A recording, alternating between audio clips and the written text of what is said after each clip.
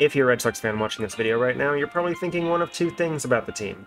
Either we're cooked, or you're trying to justify a way for the Red Sox to, in fact, not be cooked and still make the playoffs and maybe, hopefully, actually do okay there. Well, if it's the latter, you're in the right place, because in this video I'm going to try to explain why there's a real possibility that the Red Sox can turn things around and why, if they do make the playoffs, they could make a run. On July 14th, the Red Sox beat the Kansas City Royals 5-4, reached a season-high 10 games over 500, and took 2 of 3 in the series, something they had regularly been doing for a while now. The last 4 series had all been won by the Red Sox, and since June 11th, 9 of their last 10 series were either wins or sweeps by Boston. They were really cruising to this point, to say the least, and they were headed into the All-Star break a game and a half ahead of the Royals for the third and final wildcard spot. Now, even during this stretch of strong performances by the Red Sox, the issues were still present and still a problem for them, and that is their pitching and defense. Now, the defensive portion of this is pretty straightforward. The Red Sox are the worst defensive team in baseball, flat out. The Red Sox far and away have the most errors in baseball this season with 98, the Marlins are the next closest at 89, and the closest American League team is the historically bad Chicago White Sox at 80. But this isn't a this season problem. The Red Sox also led the American League in errors last season and again led the American League in errors in 2021. So 3 of the last 4 seasons, including last year, the Red Sox weren't just a bad defensive team, they were the worst defensive team in the league. Now, this defensive ineptitude directly has led to the pitching issues, as this team is just not designed to be able to succeed without a solid defense behind them. The Red Sox ranked 20th in baseball in K per 9 percentage and 7th in the league in ground ball rate, which at face value is really not that bad. Because even though they aren't striking out a ton of guys, ground balls are coming at a strong rate, which should lead to more easy outs and double play opportunities, but that isn't a good thing if the defense cannot field the baseball, which the Red Sox plainly can't do at an effective rate. Those recent issues, specifically in the pitching, can be attributed in part due to significant impact pieces missing from the bullpen as of late, with Justin Slayton and Chris Martin seeing multiple weeks on the IL. Believe it or not, there are many metrics that point to the Red Sox not having that bad of a pitching staff at all. ERA- is a park-adjusted pitching stat which shows how good a team's ERA should be based on their environment, and they rank 13th in that. FIP is a stat that shows how well a team would perform if fielding is taken out of the equation. They rank 19th, but their expected FIP ranks 10th, meaning that if the Red Sox just had a league average fielding, they would potentially have a top 10 pitching staff in all of baseball. One of the things that has been most frustrating this season is watching solid performances in close games turn into complete lost causes as a result of blowups by the pitching staff. The perfect statistic to show exactly what I'm talking about here is called meltdowns. It's a Fangraph metric that, you guessed it, shows how many times the bullpen melts down or significantly alters the outcome of the game for a given team. And if you haven't seen it on your screen yet, the Red Sox are second to last in that category, meaning that even with the Red Sox on paper having what should be an above-average pitching staff, they have done more damage to the Red Sox chances of winning this season than every other team in baseball outside of the Chicago White Sox, who, again, are on pace to lose more games than any other team in baseball history. Let me show you exactly what I'm talking about here, and you tell me if this sounds at all familiar. Say it's a tight game, the Red Sox are pitching fine, maybe they're up by a run, and then a series of defensive mistakes is eventually punished by a big hit, and the Red Sox lose, and it really isn't even close. Well, in case you can't picture that, let me show you exactly what I'm talking about. It's July 30th, in the 5th inning. The Red Sox lead the Mariners 3-2. James Paxton is pitching in his first start, returning to the Red Sox. He gives up a leadoff single, which is not great, but it's fine right now. The next batter squares up to bunt, does a great job of getting it down, and the Red Sox throw it away. Now, this is purely a mental mistake by Dom Smith here at first base. What he should have done was retreat back to the bag, as there was simply no way David Hamilton was going to be able to cover the bag from second base from where he was positioned before the pitch. But even if he doesn't do that, him throwing the ball away here lets the runner advance to third base, and now he's just 90 feet away from scoring the tying run. The runner at first base fortunately stayed, keeping the double play in order, so this still isn't worst case scenario, but it's already gotten pretty bad to this point, and now you've got runners on the corners with no outs. The next batter comes up, and Paxton gets you that ground ball, but it's hit too sharply to Devers for him to really do anything with it, other than to try to tag Haniger out at third base, which he can't do. But remember, from the last play, that runner shouldn't have been on third base. He should have been on second base before Dom Smith threw it away. So if everything happens the same way, Devers can easily touch third base here for an out, and possibly, although unlikely, plant and throw to first base for a double play. So worst case scenario in this situation, it should be first and second with 1 out, but instead it's the bases loaded with 0 outs. But still, no runs have scored. You can get out of this with minimal damage if we get a ground ball.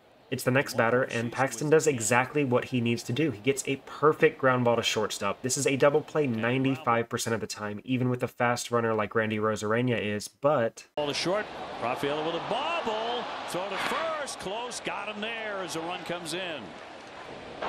After review, the call in the field is overturned. Runner safe, Seattle retains their challenge. Not only did Rafaela fail to record the double play here, but he didn't even record an out. Tying run is scored, the bases are reloaded. There's still 0 outs in the inning when the inning should have already been over at this point. The next batter's up. Paxton again does his job, but he takes it into his own hands this time and he strikes the batter out. But it's too late for him now. Cora takes him out of the game, the situation's in the middle of unraveling still, and it's completely out of his control.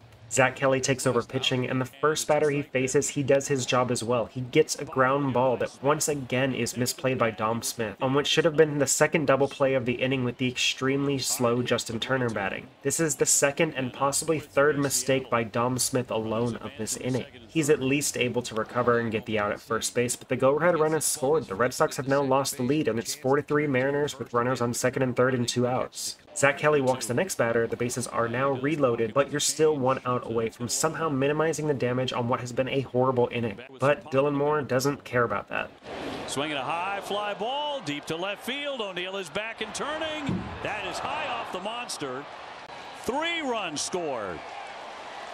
Dylan Moore almost hit it out into the monster seats. 7-3 Seattle. A bases clearing double scores 3 for the Mariners. It's a 5-run inning. Paxton got tagged for 6 runs in 4.1 innings, when he should have been pitching into the 6th with a lead. The Red Sox went from being up 3-2 heading into that inning to down 7-3, thanks to 4 different mistakes in 1 inning, and they wouldn't recover and fall to the Mariners 10-6. Some of these are things that don't show on the scorecard as errors, but this is what has happened all season for the Red Sox, and it's the type of stuff that has crushed their ability to stay consistent. The pitching has been the problem as of late outside of this, absolutely, but it's the defense that's the root cause of all the failures of this season. The impact of Paxton being knocked out early forces more innings on the bullpen, which also taxes their ability to perform later down the road. This game specifically was very important as it came immediately after the Red Sox just lost 3 series in a row after the All-Star break. If they had won today, the Red Sox would have ended up sweeping the series versus the Mariners and had gotten momentum back on their side heading into August. But instead, it's just another crushing loss in what had been a series of crushing losses for the Red Sox.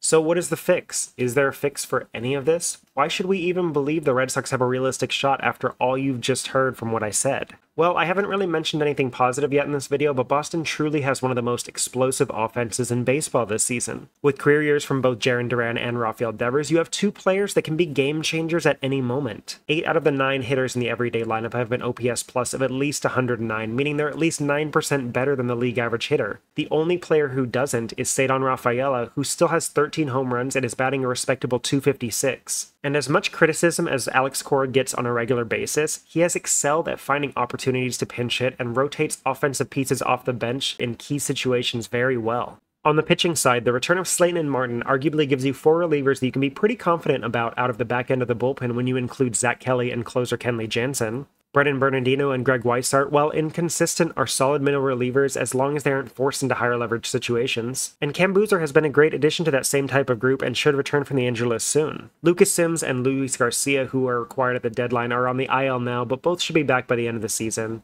And while those 2 have been pretty bad, if they can return close to form before the end of the year, you have a really solid to possibly good or even better than good bullpen heading into October. The starting pitching is where some of the questions start. If you want the bullpen to perform, you need to give them length. The recent start by Brian Bayo is extremely encouraging for the end of the season, and Nick Pivetta has a very strong track record of performing late into the season and into September. But Cutter Crawford and Tanner Houck have really regressed in the second half, and Cooper Criswell is really not a reliable option to give you any long performances on the days that he pitches. The expanded roster is really going to help on these days, and hopefully the Red Sox can utilize their bullpen a little better and not have to burn as many quality relievers in games that might be lost by the 4th inning. But ultimately, you're going to need the starting rotation to step up here, and you need Tanner Houck especially to regain some of what he had early in the season. If all of that comes together, the last step is fixing the defense, which is the biggest problem, and you can't really do externally at this point in the year, but the Red Sox actually have a genuine shot at doing so internally. Most of the defensive issues this year have come from the infield, and the David Hamilton injury, while hurting you offensively, is going to result in Nick Sogard getting more reps at second base. Sogard, for those of you who don't know, is much more capable of a defender, and while he might not give you as much with the bat, will do much more for you with the glove. Tristan Casas, surprisingly enough, has actually graded out pretty well at first base for most of the year in limited action. And the biggest, most important move of all is the possibility of Trevor Story's miraculous comeback to the team. Story, without question, is the best defensive infielder on the Red Sox, and Cedar Rafaela, while capable of making the difficult plays at times, has been one of the worst overall defensive shortstops in baseball.